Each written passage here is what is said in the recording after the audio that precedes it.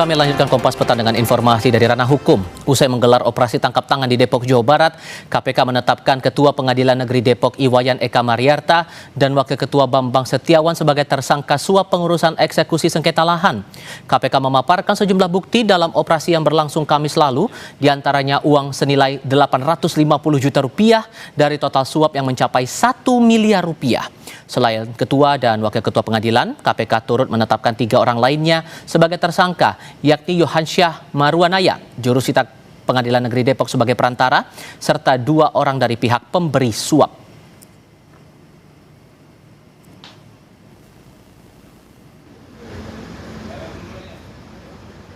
Saat menuju mobil tahanan, Ketua dan Wakil Ketua Pengadilan Negeri Depok yang sudah berstatus tersangka menolak menjawab pertanyaan wartawan tentang kasus yang dituduhkan kepada keduanya. Suap untuk 2 hakim ini menurut KPK disalurkan lewat juru sita Yohansyah yang melakukan kesepakatan diam-diam dengan pihak perusahaan yang bersengketa.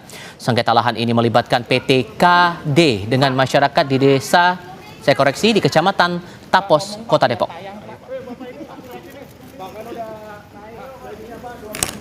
Menginginkan tanah seperti itu, apalagi kan tadi ada lapangan golfnya, ada yang lainnya, kemudian dari sisi perumahannya, jadi ada planning bisnisnya di situ. Karena ini kan ingin cepat, jadi perusahaan itu ingin cepat supaya tanah itu segera dieksekusi, segera kepemilikannya secara hukum ada pada perusahaan itu, sehingga tanah itu bisa segera diolah gitu ya. Misalkan dibuat taman wisata dan lain-lain yang tentunya bisa menjadi income atau penghasilan bagi perusahaan tersebut. Kemudian ada beberapa sengketa lahan model tersebut, ya ini juga nanti akan didalami. Ini baru masuk di sana. Saya yakin juga tidak hanya ini gitu ya, karena biasanya di daerah wisata, apalagi di daerah puncak itu terkait dengan sengketa lahan itu sangat banyak. Menteri Sekretaris Negara mengaku prihatin dengan operasi tangkap tangan terhadap Hakim Pengadilan Negeri Depok oleh KPK. Soal kenaikan gaji hakim yang sudah disetujui pemerintah, Mensesnek mengatakan kenaikan gaji hakim tidak otomatis menghilangkan kasus rasuah di peradilan. Kenaikan gaji menurutnya merupakan upaya menyejahterakan hakim. Istana juga meminta Mahkamah Agung memperbaiki pengawasan hakim usai OTT di Depok. Sebagai sebuah upaya untuk meningkatkan kesejahteraan hakim, kan kita berharap itu dengan diberikan kesejahteraan, maka kita berharap tidak akan tergoda untuk melakukan hal yang kurang baik. Ya, bahwa masih ada yang terjadi tentu kita prihatin ya. Tapi terus menerus kita himbau kepada semua institusi untuk memperbaiki diri. Ya, kalau bicaranya korupsi, bagaimana menghentikan budaya korupsi kong kali kong. Kita ke kasus hukum lain. Menteri Keuangan Purbaya Yudisadewa merespons temuan Komisi Pemberantasan Korupsi terkait kasus suap pejabat Dirjen Bea Cukai yang menggunakan rumah aman atau safe house untuk menyimpan uang dan emas hasil korupsi. Purbaya mengakui jika lingkungan Kementerian Keuangan khususnya Dirjen Pajak dan Dirjen Bea Cukai tidak sepenuhnya bersih dan masih banyak kebocoran. Purbaya mengaku sudah mengetahui ada praktik safe house atau rumah aman untuk menyimpan hasil transaksi dari praktik gelap. Purbaya memastikan akan fokus melakukan bersih-bersih di sektor Dirjen Pajak dan Bea Cukai untuk mengamankan pemasukan negara. Ada kebocoran di sana sini, ada kelemahan di sana sini. Tapi kalau saya kasih depan kan nggak ketahuan tuh safe house-nya. Kalau operasi gelap pasti ada safe house-nya. Tempat di mana mereka bisa berkumpul, nggak terdeteksi siapapun. Itu biasanya handphone juga nggak boleh masuk, biasanya tempat kayak gitu. Saya pikir sudah lama itu. Saya udah tahu berapa bulan yang lalu ada safe house. Tapi memang belum saatnya dibuka kali. Saya sih nggak tahu, saya kan bukan penegak hukum. Tapi mereka sudah memberi sinyal ke saya. Kemudian logam mulia seberat 2,5 kilo atau setara dengan 7,4 miliar.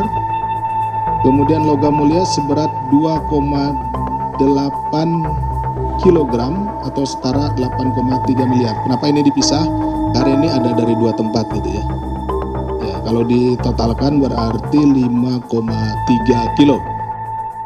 Lagi-lagi, logam mulia emas disita KPK sebagai barang bukti praktik suap di Direktorat Jenderal Bea Cukai. Penyidik menyita logam mulia emas dengan total gramasi mencapai 5,3 kg. Jika dikonversi dalam rupiah, harga emas total mencapai 15,7 miliar rupiah. Emas diberikan ke pejabat Dirjen Bea Cukai untuk mengamankan jalur masuk barang impor palsu dan ilegal ke Indonesia tanpa melalui pemeriksaan fisik. Emas dan sejumlah valuta asing yang didapat oleh Dirjen Bea Cukai disimpan dalam sebuah kamar di apartemen yang disebut sebagai safe house atau rumah aman. KPK mencatat ada peningkatan suap menggunakan barang kecil yang bernilai tinggi seperti emas. PLT Deputi dan Penindakan KPK Asep Guntur menyebut tren harga emas yang terus meninggi menjadi salah satu barang pilihan yang digunakan untuk menyuap pejabat.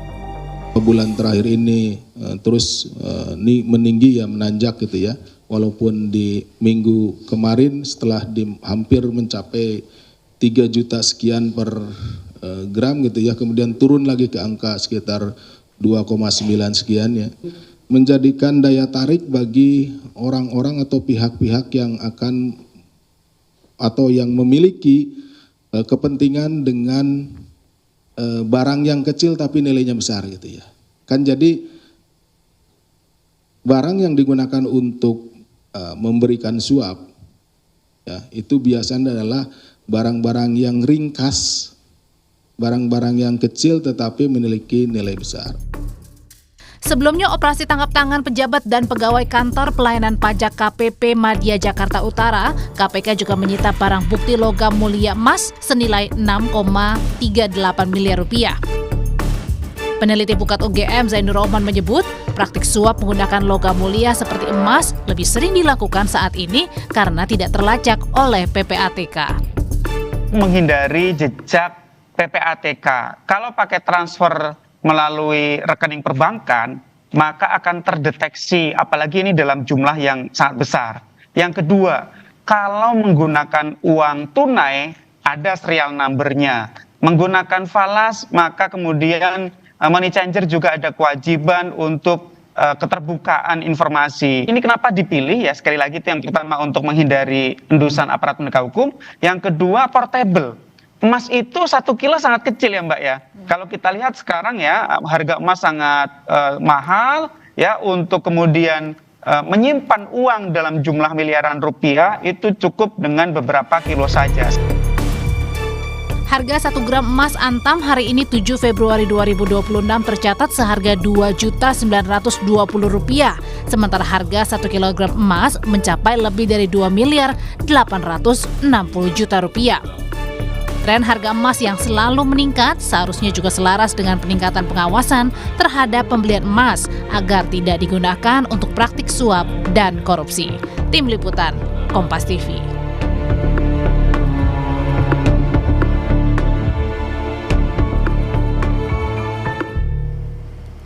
KPK mengungkap ada cara pejabat yang menerima suap dalam bentuk emas dan suap untuk menyimpannya disimpan di dalam rumah aman atau safe house. Apakah praktik ini sudah wajar terjadi dan bagaimana cara untuk melacaknya? Kita bahas bersama pakar TPPU Yenti Garnasih dan Humas Pusat Pelaporan dan Analisis Transaksi Keuangan Natsir Konga. Selamat petang semuanya. Selamat sore, apa kabar? Sehat bahagia selalu kita. Baik, alhamdulillah. Saya ke Bu Yenti dulu ya. Bu Yenti, sebenarnya seberapa lumrah dalam tanda kutip safe house ini digunakan oleh para oknum untuk sebagai tempat menyimpan bukti suap? Ya, kalau safe house ini untuk menyimpan hasil suap atau TPPU kan pernah juga terjadi pada waktu Gayus ya. Gayus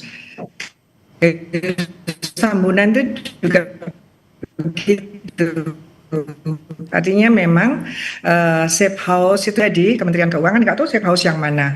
Tapi menggunakan emas itu memang sudah diantisipasi sebetulnya bahwa di dalam undang-undang TPPU itu perdagangan emas, jual beli emas itu termasuk juga yang ekspor, tidak terlacak, pasti juga terlacak gitu. Jadi bukan tidak harus lapor.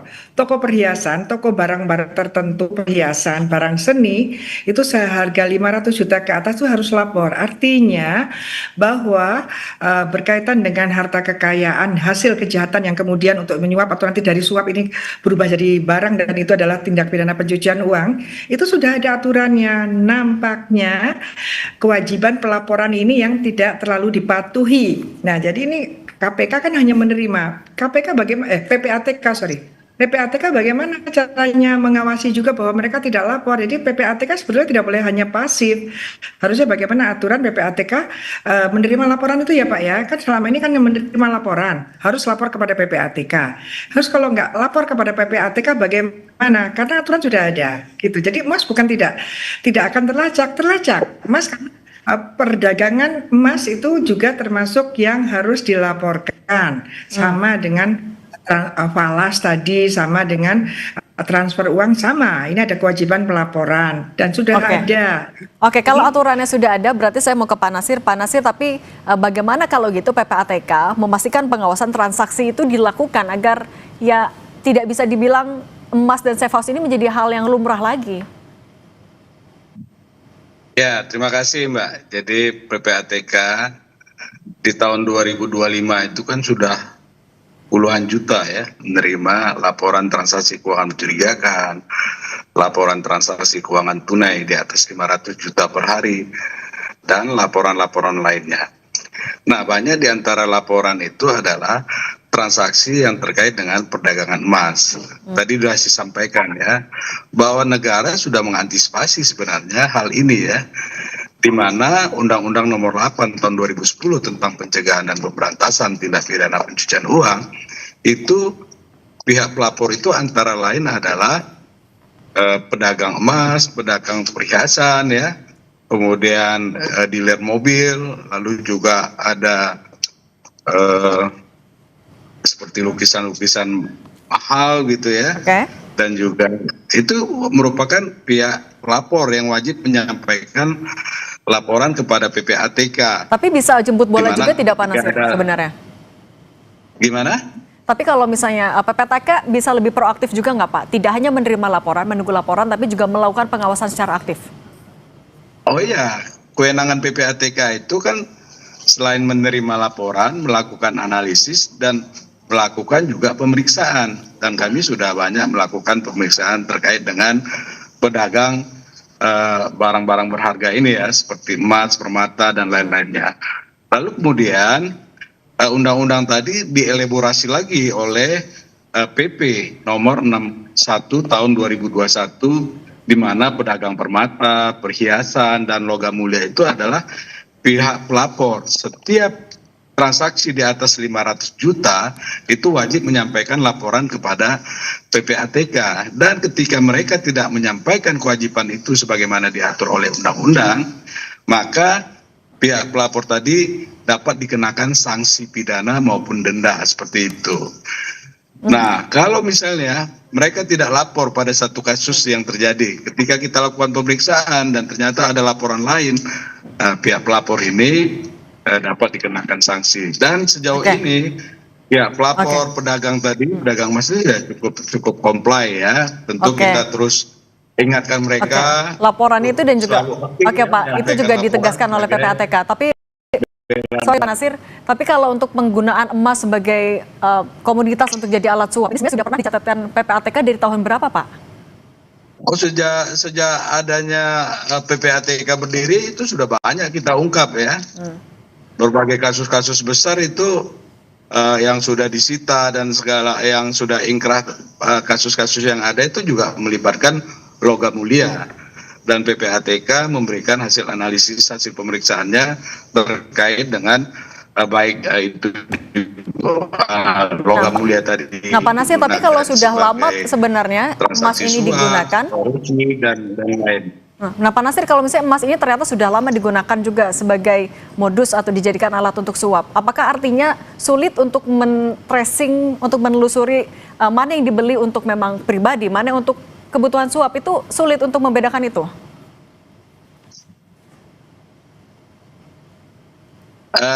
Di dalam pelaksanaan tidak begitu sulit ya, karena memang kita dengan pendekatan follow the money, mengejar uang hasil kejahatan itu, kita bisa lakukan identifikasi.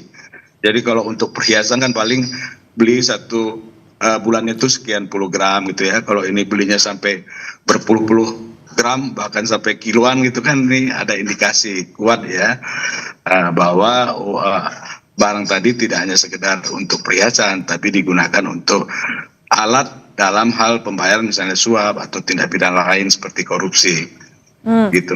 Oke, kalau Bu Yenti ternyata kan ini sudah lama emas digunakan untuk transaksi korupsi ataupun juga judi alat suap. Berarti menurut Anda pengawasannya memang masih kurang atau apalagi penguatan atau celah yang harus ditutup sebenarnya? Ya, ini memang sudah lama. Tapi begini, kalau sekarang emas, kita harus lihat Pak, ini bagaimana bahwa balai pelelangan itu termasuk ya yang harus lapor. Nah, balai pelelangan itu berkaitan juga dengan pegadaian. Pegadaian itu juga ada emasnya. Dan mereka juga punya perusahaan-perusahaan peleburan emas. Ini terawasi tidak, gitu ya. Dan balai pelelangan adalah bank emas yang resmi. Nah ini harus dilihat. Jadi jangan hanya berbicara emas, itu berbicara PT Antam, UBS dan sebagainya. Tapi dari pelelangan karena orang-orang yang menggadaikan itu juga harus dilihat. Belakangan ini harus dilihat. Jangan-jangan itu menjadi modus bagi mereka, apalagi harga emas tinggi dan kemudian orang-orang yang menggadaikan itu, kalau digadaikan kan tidak terpengaruh oleh harga tinggi kan, itu dijual dan kemudian nanti ini ada modus, ada yang menerima peleburan ini dan itu jangan-jangan yang menjadikan modus untuk menyuap, karena yang menerima suap dengan emas seperti itu harganya tinggi dan aman. Artinya nanti pencucian uangnya sudah berentet dan berkaitan dengan pengawasan Pak. Maaf ya Pak. Dari PPATK Pak, kalau kita lihat di kasus itu, setiap ada kasus mesti tidak ada laporan sejak awal. Ada laporannya diminta setelah ada kasus. Artinya mereka yang harus lapor itu tidak lapor Pak. Pengawasannya sangat lemah. Ini mungkin juga karena peraturan perundang-undangannya. Pihak pelapor yang tidak lapor itu tidak ada sanksi pidananya Pak. Nggak ada. Itu beda dengan pasal Undang-Undang 2002-2003. Jadi 2002-2003 itu sudah ada perdagangan emas, perhiasan juga harus lapor. Tapi kalau tidak lapor termasuk bank itu sanksinya pidana. Sekarang tidak. Mestinya hanya 250 juta denda. Nah itu dirubah di 2010. Ini menjadikan mereka tidak kepatuhan terhadap pelaporan itu rendah. Oke Bu Yenti, tapi bagaimana, apakah sebenarnya pemerintah akan bisa membedakan untuk men-tracing mana emas yang memang dibeli untuk kebutuhan pribadi maupun juga yang terindikasi kayaknya ini untuk jadi alat bukti suap? Ya ini mungkin kita harus lihat juga ya di PT Antam dan lain sebagainya itu kan memang, coba kalau kita ke PT Antam di bawah itu kan ada tuh yang dijual itu walaupun kita datang pagi itu pasti sudah habis. Artinya ini ada sindikat, ini siapa yang bisa ini harus dilihat juga sekarang ini gitu ya. Bukan hanya Antam sih, ada beberapa, kemudian ini juga Tri atau UBS dan sebagainya. Ini harus kita lihat karena ternyata menjadi modus sehingga kita harus cepat. Sebetulnya kan emas itu juga harus belinya itu tidak harus physically, bisa menggunakan aplikasi seperti kripto. Ini adalah tantangannya untuk PPATK, seperti kripto. Jadi kita harus bisa melacak juga, apalagi kripto sekarang sudah masuk bursa ya, sudah bursa berjangka masuk. Emas juga sama, emas yang pakai aplikasi itu nanti namanya emas ya, kalau sudah dicairkan tuh bisa. Nah ini nampaknya menjadi menarik untuk orang-orang yang mau menerima suap dan kemudian nanti setelah menerima suap berupa emas, kemudian dia jual, artinya ini emas itu menjadi modus dan menjadi barang TPPU gitu. Oke, menutup celah-celah itu ya Bu untuk mengantisipasi tidak ada lagi penyalahgunaan emas, terutama juga Bu Yenti Garnasih dan juga Pak Nasir Konga. Terima kasih sudah berbagi bersama kami di Kompas Petang. Saya selalu semuanya.